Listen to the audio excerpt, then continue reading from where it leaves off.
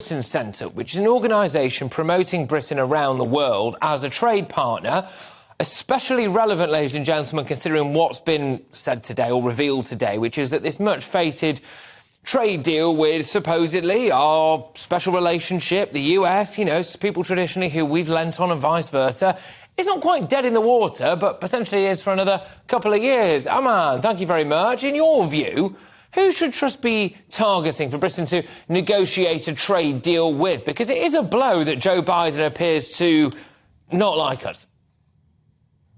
Well, look, thanks for having me on the show, Patrick, again. Great to be here. But look, tonight I am live from India. And I think the Prime Minister is absolutely right in saying that her focus is on getting this trade deal with India through, and of course with the Trans-Pacific Partnership.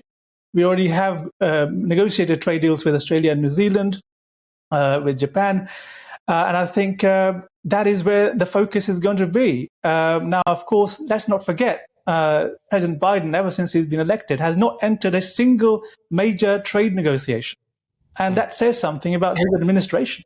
Well, it does say something about his administration. I mean, he's also notoriously absent a lot of the time when it comes to scrutiny from the press. And for a chap who is a Democrat and appears to uphold or want to uphold democratic values, to punish Britain or the people of Britain for the result of the largest democratic referendum in this country's history, I find a little bit hard to swallow, Aman. In terms of our current trade setup with the US, where do you think it needs to improve? What could we do better? Because clearly we were looking for some improvement.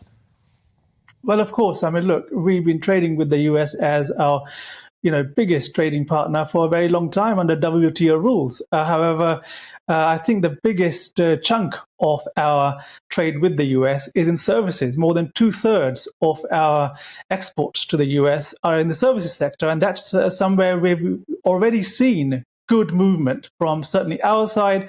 I mean, look, when Ranil Jayawardene was the trade minister under Anne-Marie Trevelyan, under Liz Truss formerly, we've seen him sign deals with Indiana, with North Carolina. And that is something that individual states in the United States are able to do, is sign deals in terms of services and regulation of services. And that's something that we've done now with 2 states. And I think that's where the impetus, the momentum needs to head to. Let's engage with more individual states who are, headed by sensible governors, sensible administrations who are wanting to do good things with natural partners here in the United Kingdom. But at the same time, I think, look, Prime Minister Modi here in India is very much determined with 1.3 billion people behind him to build a $5 trillion economy. Right now, it's the fastest growing economy in the world.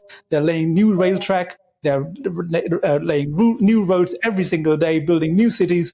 And I think, things couldn't look better. And I think if you look at the details of the negotiations going on between the UK and India right now, we're in a very good place to still meet a good place by Diwali. So what I suppose